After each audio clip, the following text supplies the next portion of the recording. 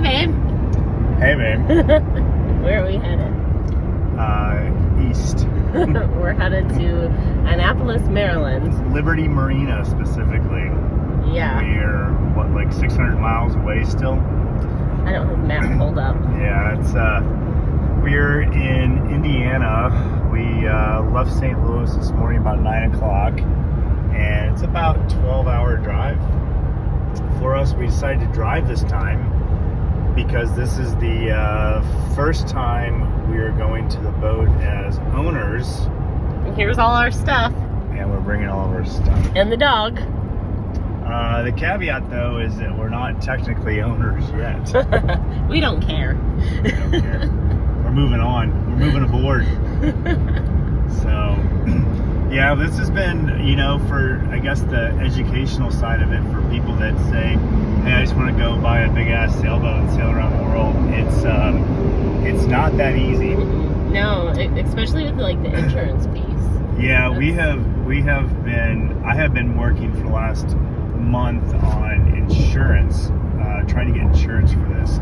I had one broker that basically just said, sure, it's going to be like, it was like $12,000 to $14,000 a year for insurance, and that was through, I guess, Lloyd's of London. In about 10 miles, keep left toward Indianapolis.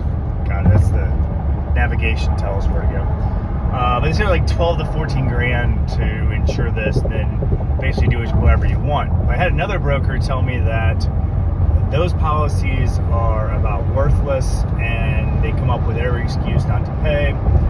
So I've been working with another broker who this guy is good. I mean, he is just, the hoops that they want us to jump through has been ridiculous. I mean, he's got like, it is really, really, the level of detail that they get to is like where the marina is going to be, where the boat's going to be stored, like how are you going to tie this thing up, how many fenders do you use, like is there, you know, what do you have to drive past to get into your slip kind of stuff. I mean, they're wanting that level of detail on it. Didn't they want the wind direction or something too? I may have been joking when I said that. Prevailing winds into the marina. Okay. Yeah, I was getting I'm in gullible trouble because it was that, but it was getting to that level of detail. It was ridiculous. So they're wanting a 12-month sailing itinerary. Like, what are we planning to do? Where's the boat going to be the next 12 months?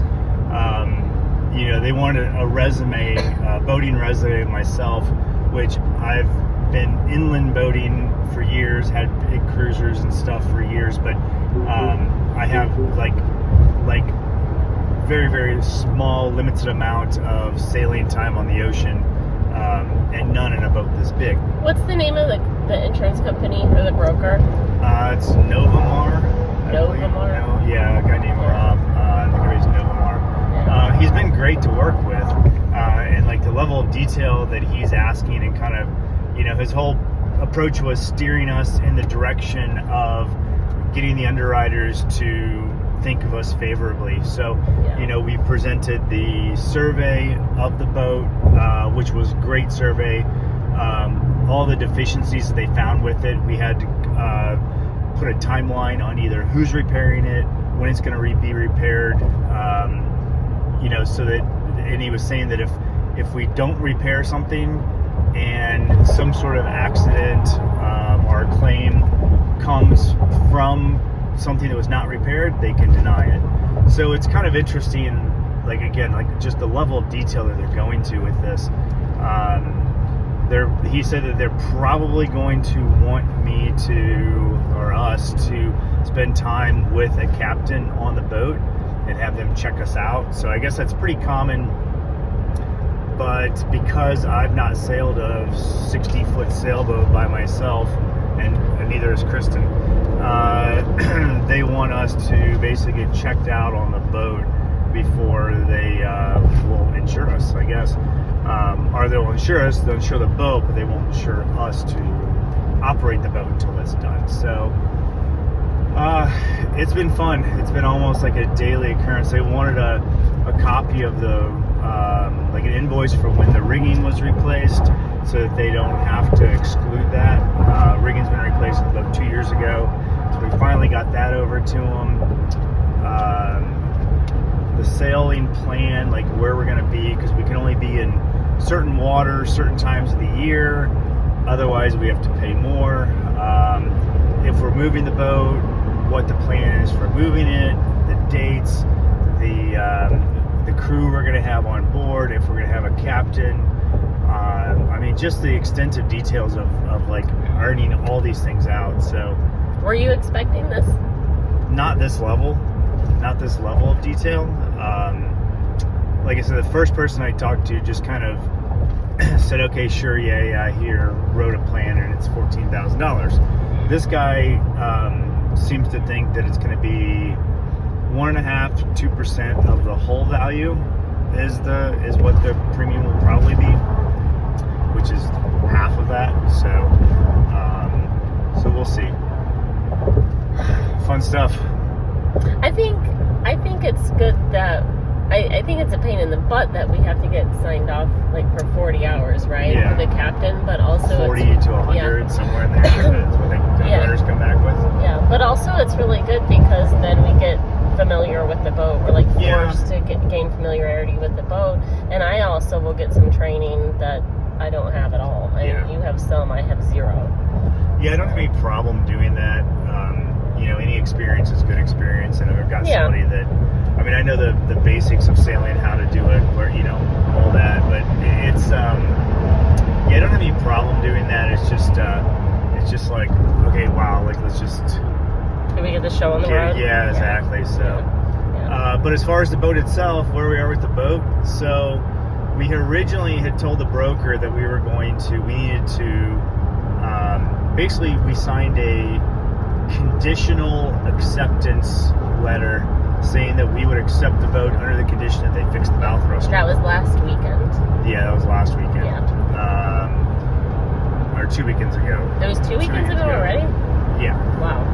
I think. Where were we last weekend? Diving. Oh, right. That was two weekends ago. So we signed a conditional acceptance form saying that we would accept the vessel under the condition that the bow thruster was fixed. So our broker, who's not really been on it, is we had no communication. There was no bow thruster was not getting fixed. We were being told he's going to show up then, whatever, never. Long story short, we asked to delay the closing. In 2 miles, keep left toward Indianapolis. We asked to delay the closing until the bow thruster was fixed, or the company that's going to be fixing it could give me an estimate, what it takes to fix it, what parts are needed, how long, that kind of thing. And we've still not received that. The guy fixing it called me and kind of talked me through it a little bit, but we didn't actually receive a whole lot of details. So this week we were like, okay, well, we're fine with that explanation. We want to go ahead and close. And now we're being told that the seller has to come up with, basically, I guess the boat was registered in LLC in the state of Florida, and they need a statement from the LLC showing that there's no outstanding liens against the LLC or something that would, basically tie up the ownership of the vessel. And because it's a documented boat, it's not, you don't have a title Use the left 3 lanes to keep left toward Indianapolis. Yeah, you don't have a title like you would a car or a deed like you would a house as a documented vessel, so they have to. It's paperwork that he's trying to get from the state of Florida, and the Hurricane Helene just keep left. And there's, I guess, the state's struggling to. In about 11 miles, keep left toward Dayton. And we're listening to directions as we go. The navigation keeps going off and off and off. They can't hear it, I don't think. Probably but we can. Yeah. So he's trying to get that document so that we can actually close on the vessel. We're ready to close. We've been ready to close for a week, and the broker is definitely ready to close because he wants his money. Yeah, he's buying. Is he buying a house? Yeah, he's been so excited about this sale. He mentions how he's also waiting for the close of the boat so that he can close on his house. Yeah, because he gets. What does he get? Like $30,000? They get 10% of the price. The fee, I guess, is 10%. So that's the boat's 300 grand, so the 10% is 30 grand. But he gets what did he say? 60% of that? I think he gets 60% of that himself, and then the brokerage gets the 40%. So he's gonna walk away with like 18 grand in his pocket. So anyway, what we did, the kind of exciting, cool, interesting part for us was today we got the invoice from the previous owner, from the current owner. We got the invoice of work he had done in 2021, 2022, where he had the rigging replaced, although it's got stainless steel rod rigging on the boat instead of cable. Has solid rod. He had that replaced. He had obviously the boat pulled out. He had a ton of work done to it. He had the bottom redone where it was media blasted. I don't know if there were blisters on the hull or what, but he had some hull work done, which we didn't see any indication of that during the haul out and the inspection. The surveyor didn't find any signs of blisters in the past or any. So not for sure what he actually had done, but he had spent 29 grand on getting the bottom redone. What was the whole bill for? 124,000? Was that? I didn't add it all up, but it was like $130,000 for the whole bill. The entire bill. I was like, holy crap. He had like 30 grand for the hull, getting that media blasted, some repair work, the multiple layers of bottom paint, like all this stuff done to it. He had 25 grand roughly in the rigging. He had like 20 grand in air conditioners and refrigeration on the boat.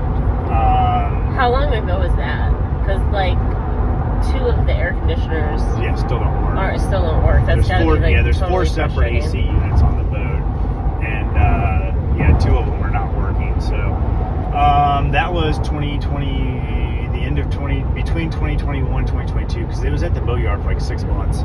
Oh, and storage. He spent like 15 grand on storage while it was there. So there's just a ton of things that added up. I can't remember what all was in there. They had like itemized down to like the cost for dinghy storage, like to store his dinghy while it was there. So how much was that? The dinghy storage? It was like only like $250. Like one of the cheapest things on there. Well, $150 for polishing the inside of the saloon or the main cabin or whatever. Oh, it was like $1,500 for polishing the cabin top.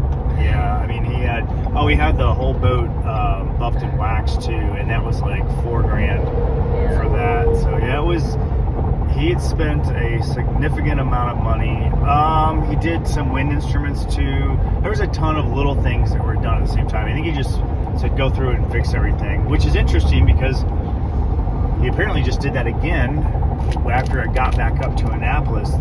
He didn't spend that much this time though. No, he wouldn't have spent that much this time. I don't know if True North has actually invoiced him yet for everything they've done because they're still working on it.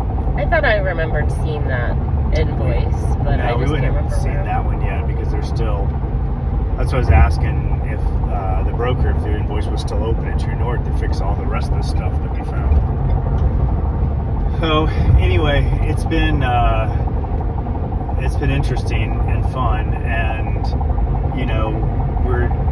was talking about how the boat, he probably in the last 3 or 4 years easily had $200,000-300,000 into this thing, and so that's what he's getting out of it. And but I'm like, okay, well that sounds about right, because when I sell Malibu Dream, or when we sell it, we're gonna get whatever we get for it. But I've got a ton of money into that boat, and probably 20, 30, 40 grand into it just in the last couple of years easily, with bottom paint, buff and wax, everything that I've had done to it. So the new generator, the new air conditioners, everything that goes into a boat, and it just adds up. But it's and you were still fixing the air conditioner this summer, like at the beginning of the summer. You were fixing. Oh, on ours, that was a circuit board that had a loose connection on it. But that was easy. So it's never ending, but it's a labor of love and worth every penny. So that's the Aurora update. We're going to be there like 11:30 tonight, and we told them we're staying on the boat. We're driving up there. We got all our stuff. We're staying on the boat. Hopefully we... Upcoming traffic ahead due to crashes. You're still on the fastest route. Hopefully we get it closed the next... Either... I don't know. Hopefully by Tuesday, maybe? Maybe. Yeah, I'm thinking by Tuesday. Today's Friday, so we're driving on Friday. Saturday we can't... I don't think we can wire the money to them on Saturday. But we're still waiting. I brought a checkbook. We have one of those? I do, yeah. Got one. So we can write him a check. Or we close Monday or Tuesday. But he has to get that letter from the state of Florida before he can do anything. So anyway, the kids are coming up. Gracie and Noah are flying up on Wednesday, and we're going to be here until next Sunday. And the Annapolis sailboat show starts this Thursday, coming up this Thursday. Yeah, so. This will be the first time that Noah has flown without a parent or anything with him. So. Yeah, I think the same for Gracie. I'm not for sure she's flown without. Yeah, they have fun together though. Yeah, they really do. Me and Gracie and Noah went out to dinner the other night, and they had so much fun hanging out together. So they. They were running around laughing and looking at music videos and stuff like that, so they'll have a good time. Yep. So then we'll all be on the boat next weekend, and we'll be there for the sailboat show. So it'll be pretty cool. Yeah. So. And we get to see some friends while we're here too. One of my childhood friends and one of your family friends. So that's awesome. Yep. So, and I think we'll see James from Zingaro. He's supposed to be up here, so that'll be fun. Yeah, I'm excited to meet you, James. So, yeah, that is the Aurora update. So, it's been fun, crazy but fun. Yeah, we'll do another update when we get on the boat and let you guys know what we're up to. Y'all done? I'm done. All right. See ya.